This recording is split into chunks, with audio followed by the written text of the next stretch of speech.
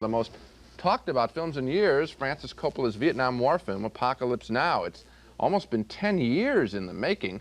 One of the first Vietnam War films conceived, but yet it's going to be one of the last big ones, I'm afraid, to be released. It's the story of a young Army captain, Martin Sheen, being sent up a river to Cambodia to kill a renegade Army colonel, Marlon Brando, who's been disobeying orders and has set up his own jungle kingdom.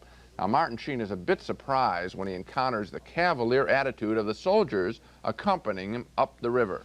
The President of the United States, baby. That's what I'm doing. Hey, Sheriff, put the cover on that. Clean. How long's that kid been on this boat? 7 months. He's really specializing in busting my... Very possible, Captain. He thinks the same of you. Oh, yeah? What do you think, Chief? I don't think. My orders say I'm not supposed to know where I'm taking this boat, so I don't. But one look at you and I know it's going to be hot, wherever it is.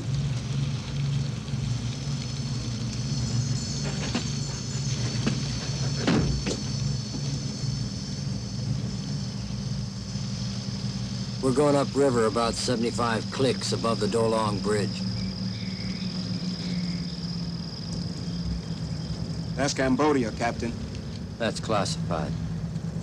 We're not supposed to be in Cambodia, but that's where I'm going. You just get me close to my destination and I'll cut you and the crew loose. All right, Captain.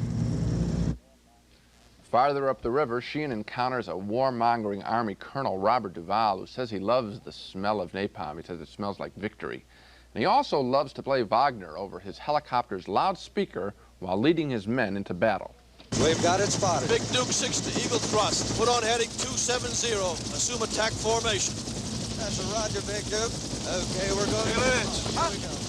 We'll come in low out of the rising sun, and about a mile out we'll put on the music. Music? Yeah, use Wagner. Scares the hell out of the slopes. My boys love it. Hey, we're gonna play music.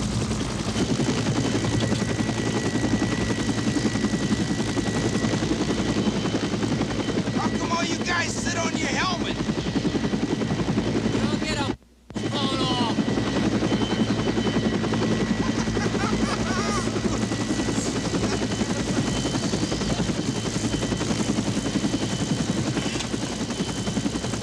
Big Duke 6 to Eagle Thrust. Put on War off. Make it loud. This is a Romeo Foxtrot. Shall we dance?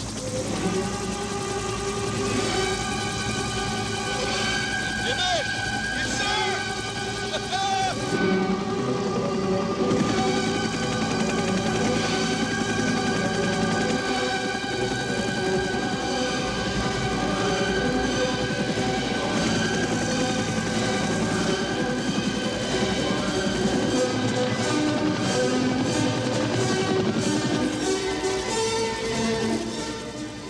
Well, so far, the film's anti-war attitude is clear, but it gets awfully murky when Sheen finally makes it all the way up the river.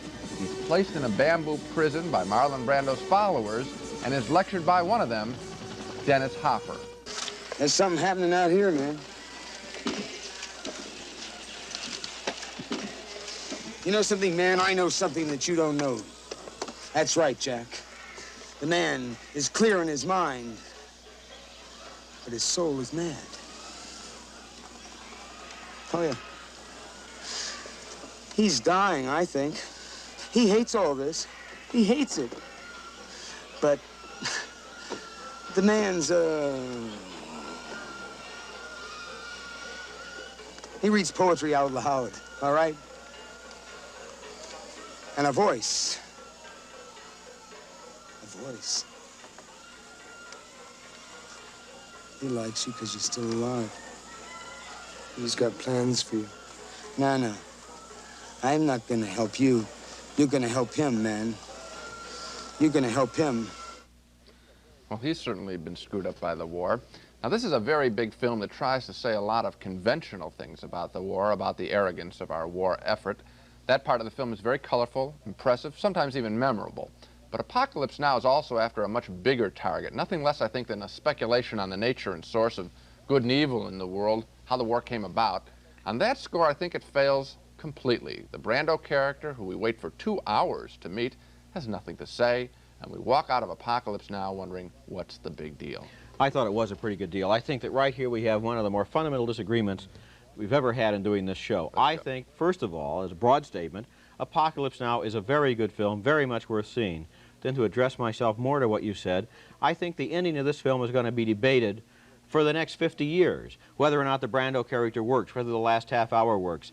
I think we can save ourselves a lot of time if I admit to you right now that although I think the last half hour works, I doubt if I can ever convince you of that, and that the first 2 hours of the film are certainly among the most, consist of some of the most beautiful, heartbreaking, tragic, memorable footage of war that I've ever seen. And you're referring to things like the helicopter with the music. Yes, Let me tell you, right. Raj, that I don't think it's such a big achievement to make a heart-rending film about Vietnam. I think that America is so conflicted about the war. The people who served feel bad about it. The people who didn't serve feel bad about it. The people who didn't stop it. I think that you can show almost anything to do with Vietnam and people feel, oh my God, the human waste. That may be true, but on the other hand, this movie is made on such an epic scale. The filmmaking is so good. The performances, particularly by Martin Sheen and Robert Duvall, are so good that we don't see stuff like this every day. This is an extraordinary event.